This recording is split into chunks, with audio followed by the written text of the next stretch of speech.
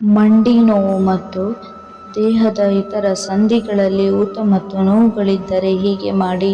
1 ರಿಂದ 2 ಎಸಳು ಬೆಳ್ಳುಳ್ಳಿಯನ್ನು ಜಜ್ಜಿ ಜೇನುತುಪ್ಪದ ಜತೆ ರಾತ್ರಿ ಸೇವಿಸಿದರೆ ಮಂಡಿ ಊತ ನೋವು ಕಡಿಮೆಯಾಗುತ್ತದೆ. ಹುರುಳಿಕಾಳು ಬೇಯಿಸಿದ ರಸವನ್ನು ನಿಯಮಿತವಾಗಿ ಸೇವಿಸಿದರೆ ಮಂಡಿ ನೋವು ಶಮನವಾಗುತ್ತದೆ. ಬೇಲದ ಎಲೆಗಳನ್ನು ಜಜ್ಜಿ ಪೇಸ್ಟ್ ಮಾಡಿ ಮಂಡಿ ಮೇಲೆ ಹಚ್ಚಿದರೆ ಊತ ಕಡಿಮೆಯಾಗಿ ನೋವು ನಿವಾರಣೆಯಾಗುತ್ತದೆ.